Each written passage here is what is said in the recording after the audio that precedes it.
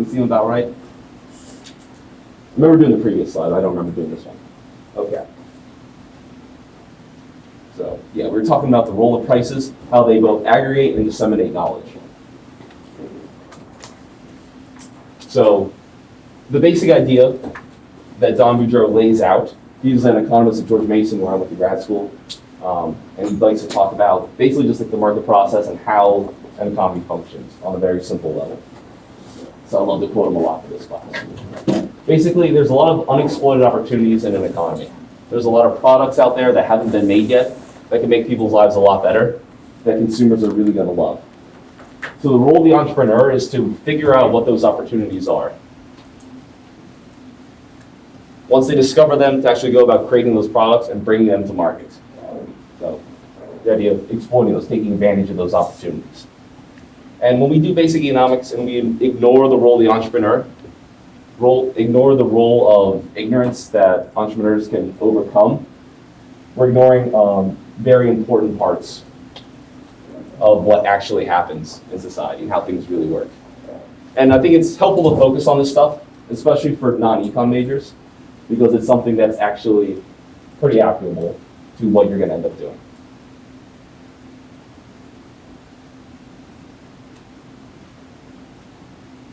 So these unexploited opportunities that he mentions are another name for market failure. The idea of a market failure is when the markets fail to improve the human condition as much as possible. So if it's possible to make things better, then there is some sort of market failure going on. Because obviously we want to live in the best possible world. So what entrepreneurs do, what their role is to improve the functioning of the market. They bring these new products, these new ideas, or maybe a new production method to make these things cheaper so people can afford more of the goods in order to meet humanity's needs. So society ends up being better off because these entrepreneurs have discovered something that no one else has figured out how to do yet. So any market, as it currently exists right now, is full of all sorts of errors that allow entrepreneurs the opportunity to step in, to make money, and to provide those needs that end up improving all of our lives. Like right now, like we're sitting in a college, there's definitely better ways to run a college. Some entrepreneur is going to come along and figure it out. Now, obviously, it's very difficult to start your own college. That's a long process. So be some sort of entrepreneur that works for a university, that figures out a newer, cheaper way to do it, maybe a better way to teach students. I mean, right now, with COVID, we're definitely ripe for an entrepreneur to figure out a better way to do this teaching. To do it both safely, so we're all not getting each other sick, and to do it so people still learn. Because I don't know about you guys, but online learning last semester didn't exactly go the best, especially with teachers having to do it on the fly.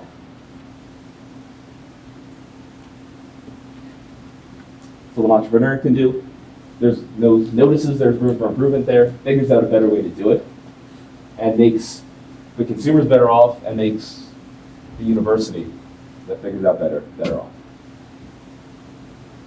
Now, there's two types of entrepreneurship. There is the discovery process that Israel Kirzner talks about, and the creative destruction that Joseph Schumpeter talks about. Now, you don't need to remember the names or anything, just the very basic idea is that in creative destruction, this is the older theory of entrepreneurship, a new industry comes along, a new product comes along, and that destroys the old product.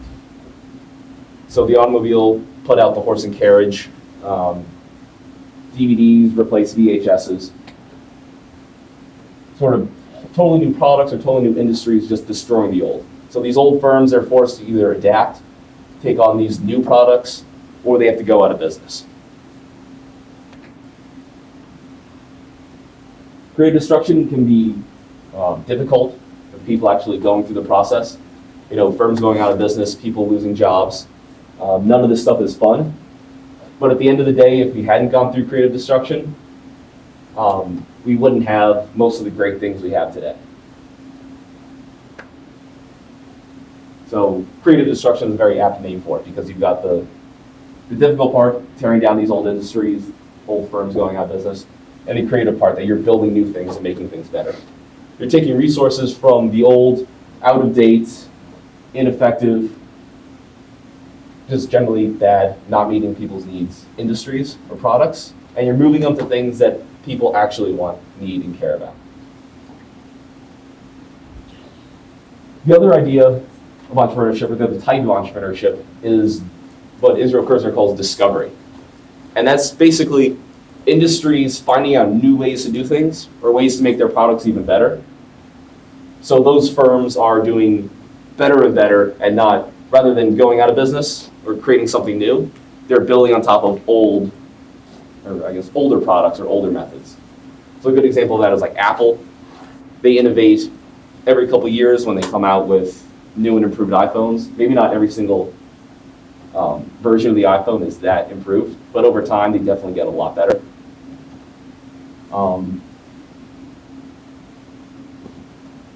During the early 2000s, when firms finally started incorporating the internet into their day-to-day functioning, they were taking this new advancement and making their old industries more effective and more efficient. That's another example of this discovery, just compounding advancements, making those firms better off and making their consumers better off. So instead of seeing the destruction, you're seeing firms getting better and better and better over time.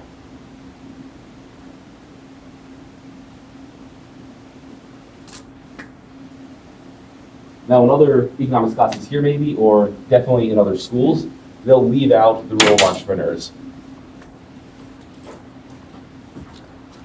I think it's a bad day to do this.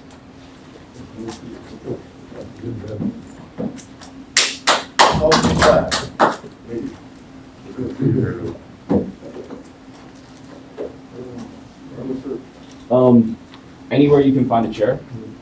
There's one over there and one over there.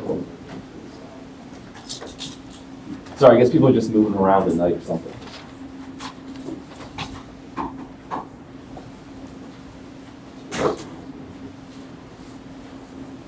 So it's not enough just to say that, oh, there's a market failure, oh, there's this need people have, and we notice no one's providing it. Therefore, there's something wrong with the market, or there's something wrong with people in the society. It's important to recognize this is a chance for entrepreneurs to come in and to provide this need. Maybe they haven't figured out how to do that cost effectively yet.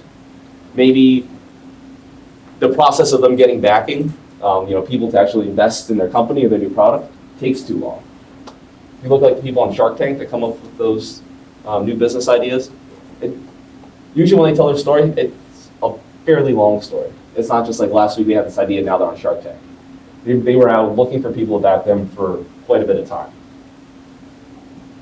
So entrepreneurs, their role is to exploit these opportunities and to increase welfare, and to figure out where these opportunities are and how to actually take advantage of them. And that can be very difficult to actually figure out how.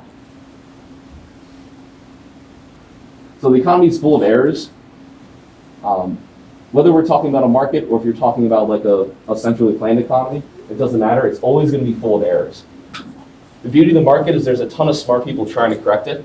And because of the profit incentive, they're being encouraged to do that.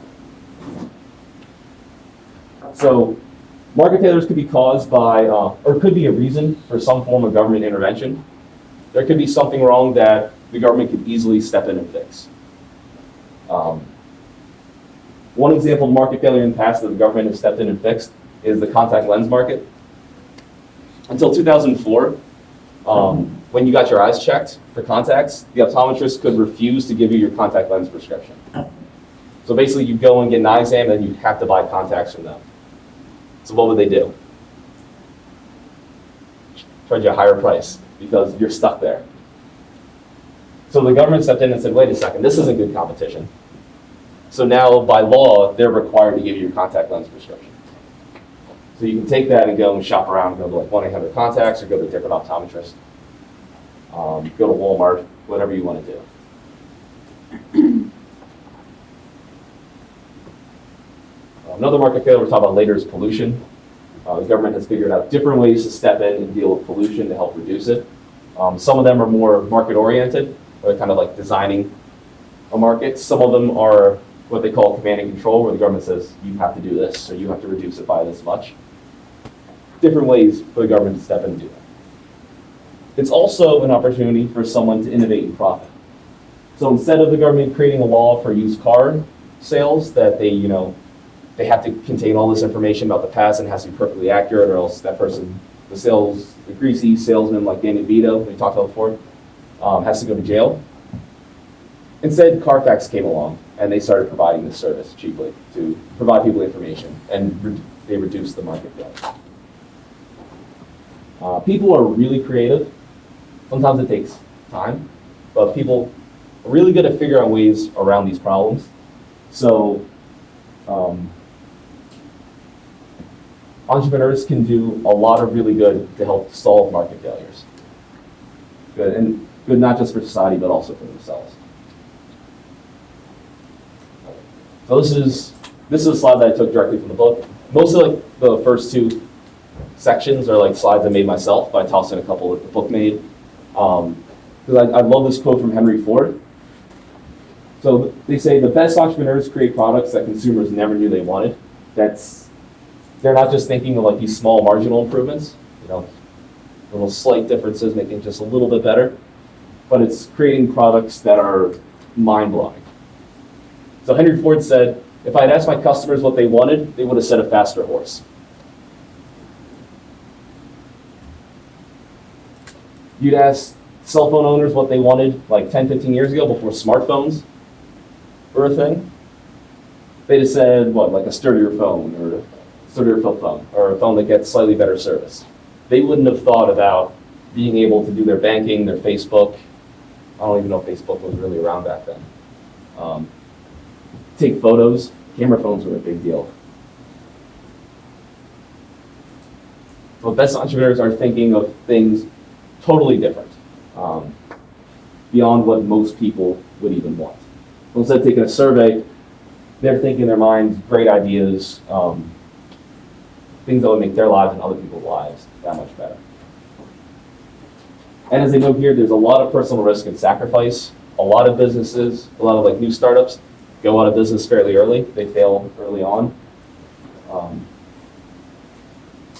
A lot of inventors come up with ideas. Maybe someone else came up with it at the same time and their company takes off. Maybe it's not as good as they thought it was going to be. Remember, people aren't perfect. They can make mistakes. They come up with the wrong idea, or it just doesn't quite have the right attributes that people want, and they end up losing money. So there's a lot of risk to being an entrepreneur, but I mean, that's Jeff Bezos. Like, there's a lot of reward potentially if you create something people really want.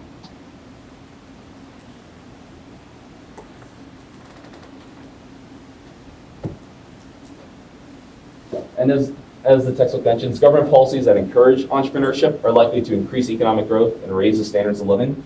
So things like copyrights, trademarks, patents. When people come up with these new ideas, they get exclusive rights of like ownership to that, so people can't just copy them straight up. That allows them to reap more profits in the short run. So this encourages more people to invent things. And more entrepreneurs to bring these new ideas, new products, and technologies to the market.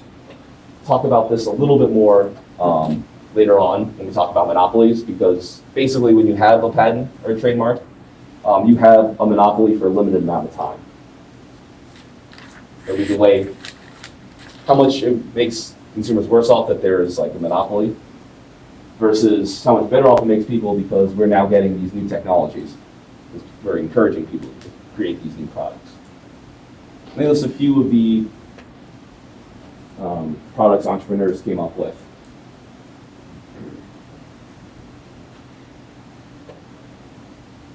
Any questions about entrepreneurship and their role in the economy?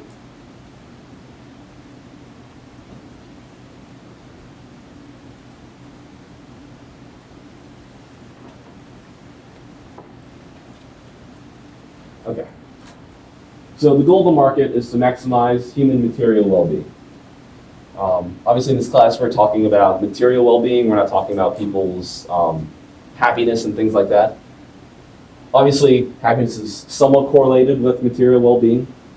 If you have enough food to survive, you're going to be happier than if you're struggling every day to get enough food.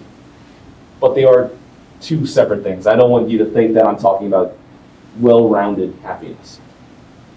This is about making sure people get the products that they want and need. So the market, instead of just like a thing, like a static supply and demand curve that we'll talk about later, it's a constant process. It's constantly occurring and there's constantly changing. So we refer to it as a dynamic process. In this class, we're going to work with a decent amount of static analysis where you just have a supply and demand curve. I wish I had a marker here to draw.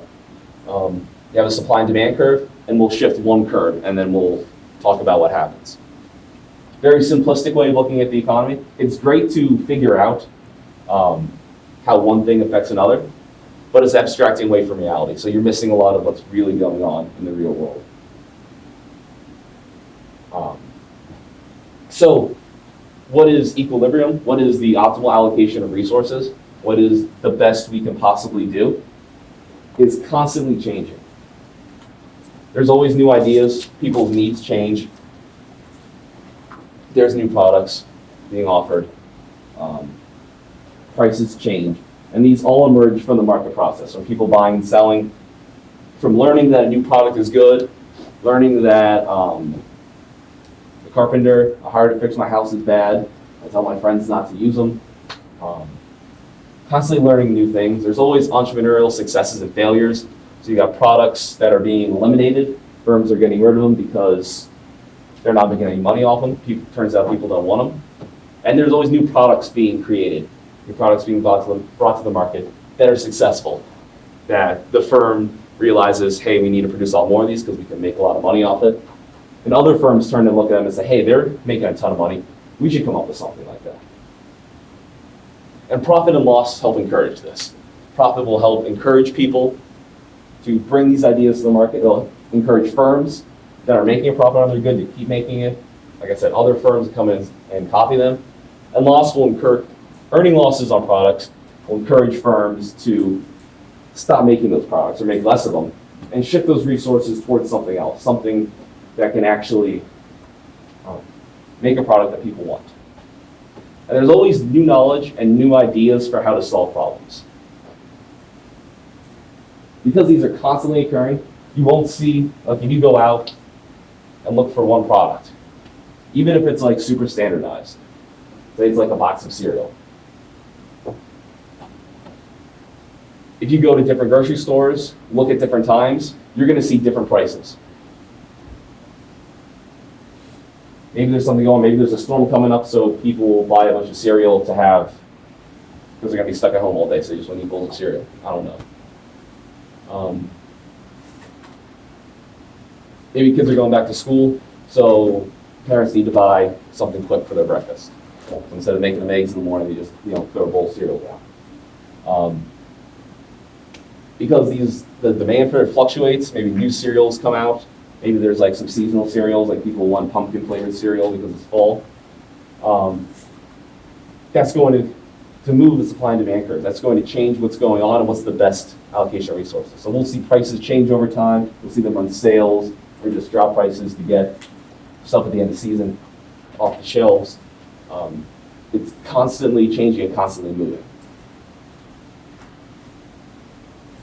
It's a little bit of an out-of-date example because it's the fall semester, but think about Valentine's Day. Roses are a common gift, but they don't grow anywhere in this area. They're definitely not going to grow in the Loretta winter. So we have to go and we have to buy these roses elsewhere. Now there's going to be a high price on February 14th, obviously because of Valentine's Day. It's going to be much higher than other times of the year when there's lower demand for roses. So January 14th, March 14th, September 14th, you're going to have a lower price. There's fewer people out there looking for those roses. Now, of course, we think this is annoying. Higher prices means we have to pay more out of pocket to get the same thing that we could get for lower price any other time of the year. But these higher prices are a signal and an incentive. They're a signal that more people want roses right now. So rose growers should grow as many as possible and bring them to the market at this point. And incentivizes them to do so. Maybe it'll be more expensive to have more growing. Maybe you need to hire more people. Maybe you need to just, spend more on the seeds, on the watering, like all that stuff. Firms will be able to do that. People are growing the roses because they're getting a higher price. So this is in action how it serves as a signal, how prices serve as a signal and an incentive to help bring the goods that we need to the market. Now let's talk about profit and loss. Basically, the definition of profit is the revenue minus the cost of production. So once you pay your bills at the end of the day, how much money you're making. But in an economic sense, it's evidence that the consumers are receiving value from the good or service that you're producing. When you earn a profit, you know that people really want this good. They're willing to pay more than it costs you to make it. So what it does is it encourages more production and encourages other firms to begin producing that product. I'm going to be really depressed in a couple years, and this isn't like a good example, but I can think of no better example than the hard seltzers. So like literally 3 years ago, I never saw these anywhere. No one talked about them. No one I knew drank them. And then last year, White Claws and Trulies just blew up like out of nowhere. It became like a funny meme, and there was even like the White Claw shortage, where like they're flying off the shelves way faster than whoever makes White Claws thought like people would ever buy them. So all the prices got jacked up trying to like save the last couple of White Claw cases. So what we see after that, you had White Claws and Trulies very early on. Everyone and their brother started coming out with different hard seltzers. So you had like the Bud Light one, you had Natty, Four Loko came out with one, Corona came out with one right before the coronavirus like blew up, which was like terrible timing for their brand. Come up with something new right when like your name is being drunk through the mud. Do you think that actually hurt or I I feel like a lot of people just buy Corona just last time I went to DC in February, I was talking to some friends. The one guy said, "Oh yeah, I got a case of Corona this weekend because coronavirus." Yeah. This is like before like really hit America. But actually, like when we do oversupply and demand, we'll talk about that later and like work through like if it would help or if it would hurt.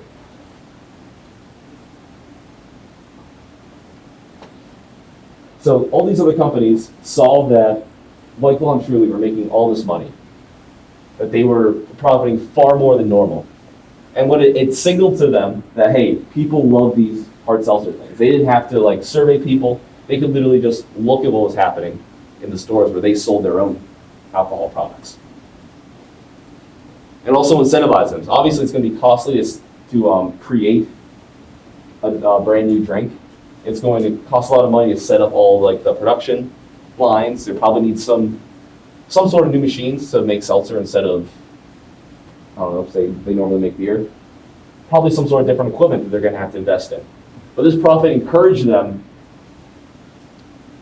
to step in and do this, to create these new products, to spend all that money because they know they're going to make it back. So one entrepreneur or two entrepreneurs, good ideas, ended up moving a whole market in that direction. So people get now a lot more variety. There's a lot more different types of seltzers than there were 1, 2, 3 years ago. Because of the profit motive, because profit encouraged them to provide these new products. All right, let's take a break here. Been in class for a while. Let's get like a random question or statement or whatever from the class. Why are you wearing the mask now then? What? Last week? What's that? Why are you wearing the mask? Oh, because last week I would literally just pace like 3 feet like back and forth here. I naturally walk around a lot when I talk, and this mask is a lot more breathable than the St. Francis ones. So I'm like, I don't know, it's not like as humid and like making my mouth sweat as much as before. But when I do take it off, I try to stand behind this so I'm not getting you guys. When's your birthday? What's that? When's your birthday? March 6th.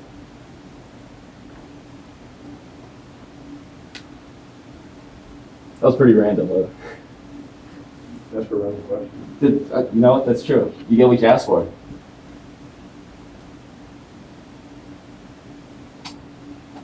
Okay.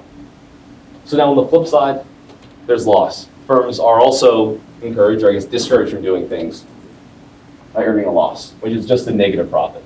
So the cost of production for these goods is greater than the amount of money they're taking in. This discourages firms from selling a good or a service. Firms have a hard budget constraint, At a certain point, like they've got all these costs, if they're not taking enough money, eventually they're gonna have to fold and go bankrupt.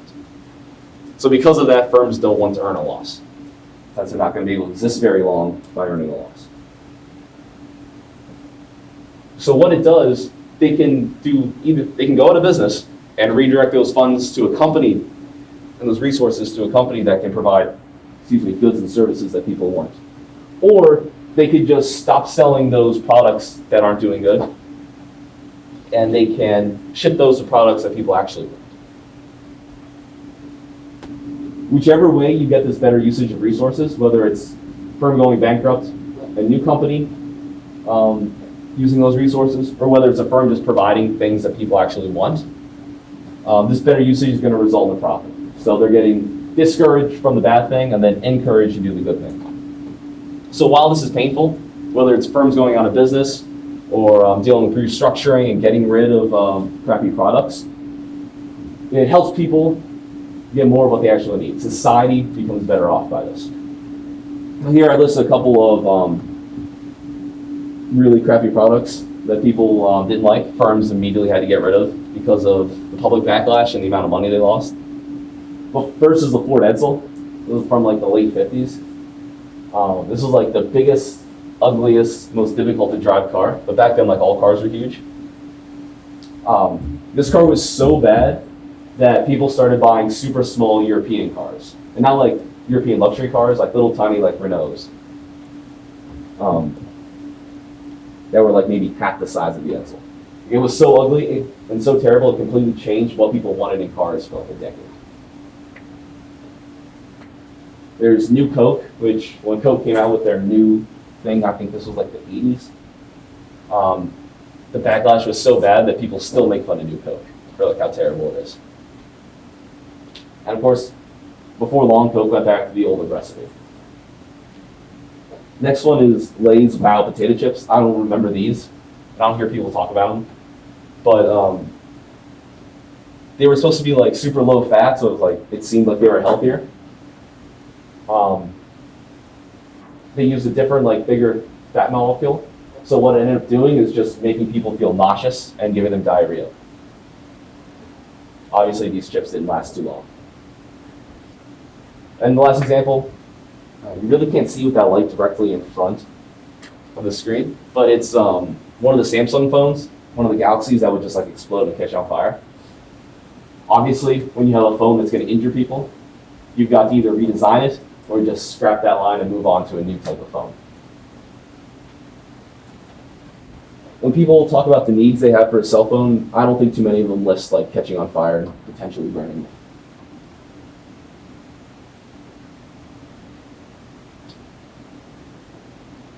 So what these examples are trying to show is that profit provides the incentives for reallocating resources to their highest value uses.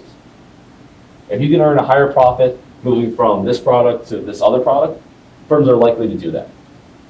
Also, it encourages the discovery of new opportunities for the most useful, for the most valuable employment of scarce resources. Remember, because we have scarce resources, we have this limit on what we can produce. We want to do so in the most useful, most efficient way possible, so we can provide the greatest amount of pleasure, the greatest benefit for society.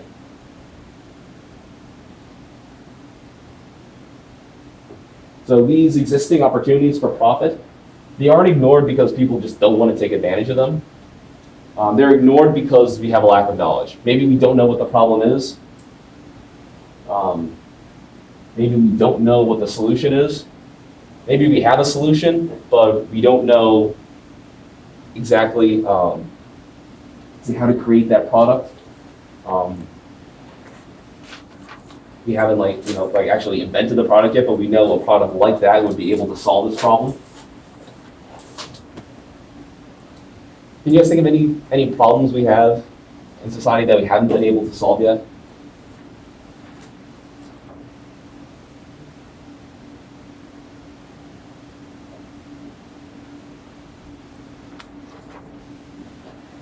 Off the top of my head, cars still pollute a decent amount. And and they still use gas for the most part.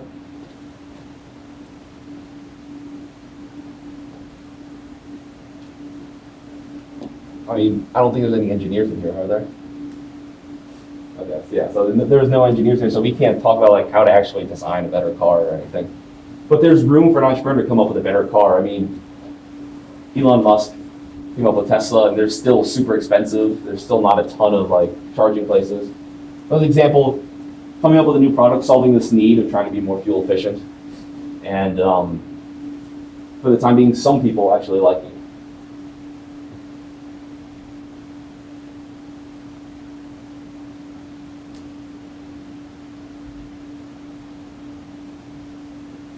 All right. So knowledge in these situations, it's discovered and then it's acted upon. So an entrepreneur comes up with an idea, noticing something about the world. Maybe they see someone else having a problem, or someone else complains about like not having a product to solve their problem. Maybe the entrepreneur themselves has a problem and said, boy, if only there was an easier way to do this. And they sit down and actually develop it. Once they discover this knowledge and they act upon it, then they design the product, they go out, they get the funding. Maybe they're working for a company, so they just go to their boss and tell them, hey, I got this new idea. Was discovered and then acted upon. But remember, this knowledge, discovery process is very costly to acquire.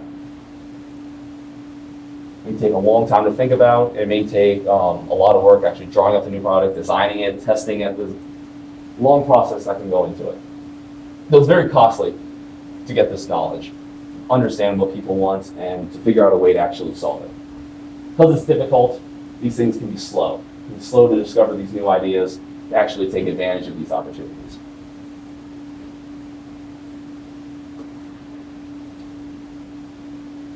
So, despite the shortcomings, despite the many market failures, despite the lack of knowledge that persists, and the length of time it can take for entrepreneurs to actually solve these problems, markets still generate optimal outcomes, the best possible outcomes compared to other systems of allocating resources that we've devised so far.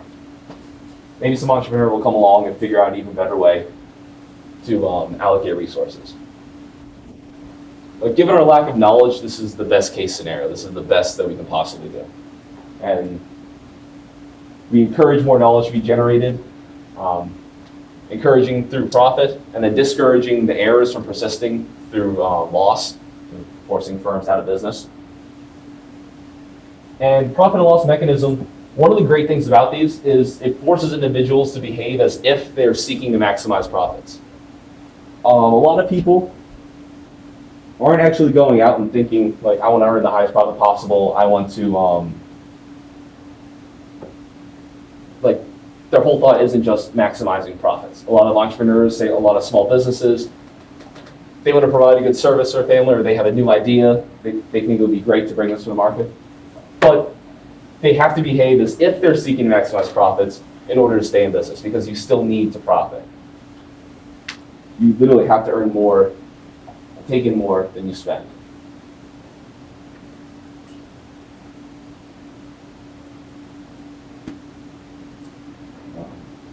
Yeah, so people are imperfect and they make business decisions for a lot of different reasons. So they could attempt to forecast. They look at current trends that are going on and they try to extrapolate them in the future and then figure out, okay, what products can I do or can I create? Or can I increase my selling of in order to meet these needs as the trends continue? They could just make random decisions. Maybe it's with their gut. I don't know, maybe they're throwing darts at a dartboard.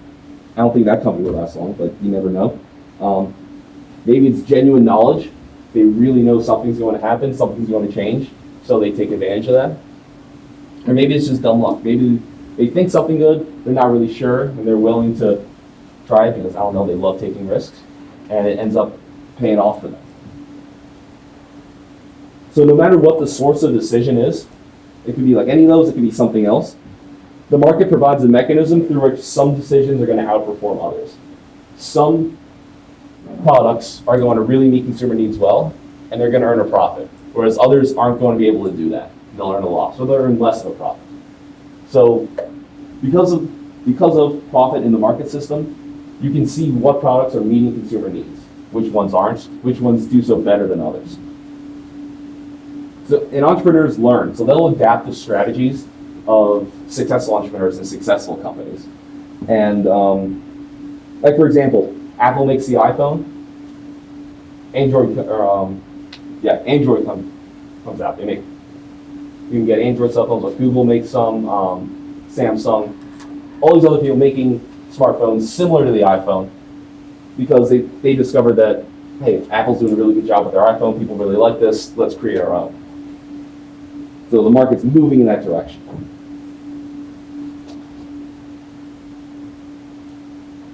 And again, it doesn't matter why those initial entrepreneurs made those decisions.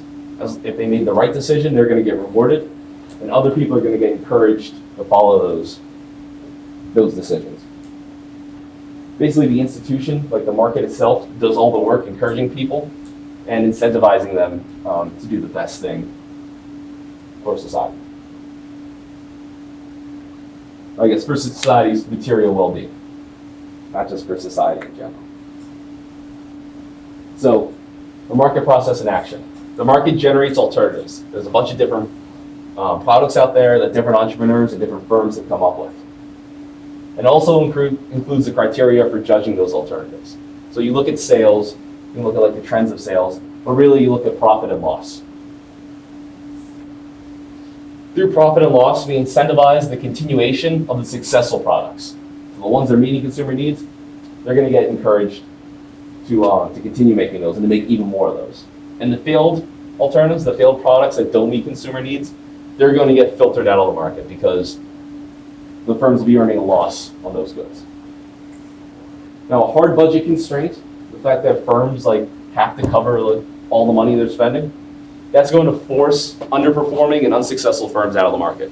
So firms that can't figure out how to meet consumer needs or aren't doing it efficiently enough, they're wasting too much money in their production of these goods, they're going to be forced out of the market, or they're going to be forced to move in the way of the successful entrepreneurs. And then creative destruction takes hold.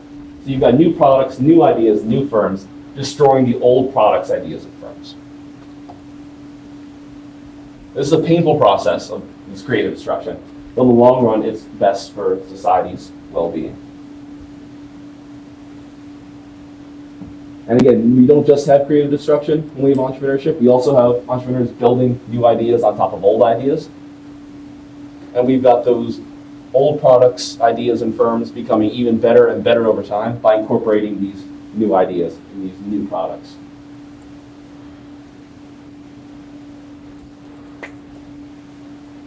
All right, an article not too long ago about lessons we learned from the fall of Sears and GE.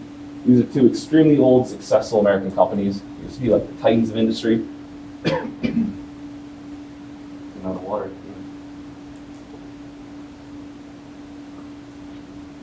Sears went bankrupt back in October 2018. They were really the Amazon of their time, an incredible innovator, feared for being a monopolist, really advanced the way that people bought and sold goods in their time. They were originally mail order. They're like one of the first large mail order chains that people had. So they would send out catalogs to like everyone, just like mail them out to towns across the country. People just check off what they wanted, mail it back, and they would get the goods in the mail, which was revolutionary for the time. When basically all you had was like a general store in town, unless you lived in one of like the 4 big cities. They were able to successfully change their business model from mail order to brick and mortar, which is like what we remember them as, just like stuck in like malls. Once brick and mortar became more popular than mail order, which is very surprising. Most firms aren't able to completely change the way they operate and still be successful. So Sears was like an inspirational story to like other firms that were dealing with technological and societal change. There's also GE, General Electric. This was founded by Thomas Edison, so it's a super old company. And they revolutionized the world with their appliances for the home, which were a big deal at the time. It saved people a lot of time around their house, giving them washing machines, dishwashers, vacuum cleaners, lamps, things like that. Things we kind of take for granted that would just, they were the ones like bringing to the market. But over time, they became bigger and bigger, took on all these unrelated businesses that ended up just costing them money and bloating the company and making it more difficult. So as consumer demands change over time and new products are invented, firms have to adapt to survive. Sears did it once, moving from mail order to brick and mortar. GE didn't really have to deal with that because their business didn't change too much. But what they did is they got complacent and lazy and bloated, spending way too much money on producing what they were making. So at the end of the day, profit rewards those businesses that do change and keep up with new consumer needs. Sears went from mail order to brick and mortar, but now the past, 20 years, brick and mortar has been fading as more people go online. Sears didn't recognize this trend. They didn't take advantage of it early enough. And other places like Amazon ended up putting them out of business. And instead of going to the mall, to a department store, you can just order what you need from Amazon. So the profits reward those firms that are able to change to meet consumer needs. So Sears the first time, but not Sears the second time, as we switch from brick and mortar to online shopping. And the losses force those who do not to adapt. GE was able to adapt. They cut off and sold a lot of their unrelated businesses. Excuse me. Trying to keep the core business running successfully. Sears was unable to adapt or too slow to adapt, and they were forced to go bankrupt. So now those resources are being used for better uses that actually meet consumer needs instead of an old business model that's just now inconvenient and expensive for people. We kind of touched on this earlier with institutions. Yeah, we'll end after this slide. So in a free market, governments don't restrict how firms sell goods, how they produce goods. They'll tell consumers what to buy or how much to buy. And they don't actually use the factors of production. They're not producing these goods themselves. It's actual businesses who are able to do that. But even in a market economy where there's like no government involvement whatsoever, they still have a very important role providing a sound legal environment. So we're talking about like property rights and the enforcement of contracts. So these things, even when you're talking about a pure market economy where you don't want the government actually involved as a member, taking part in the market, there's still very important things for it to do. And if you have like a mixed economy where the government does have some role producing some goods, regulating how they're made, they still have this role of providing a sound legal environment and protecting property rights. By providing sound legal environment, protecting property rights, enforcing contracts, doing all these good things, it helps encourage people to make society better, to provide these new products. Basically, the profit motive doesn't mean anything if someone could come in and steal your profits, or if someone could just, break a contract with you. So by encouraging this, it helps align people's incentives. So like you as an entrepreneur, your individual incentive is the same as society's. So by making yourself better off, you're making society better off. The basic idea. You guys have any questions? All right, if not,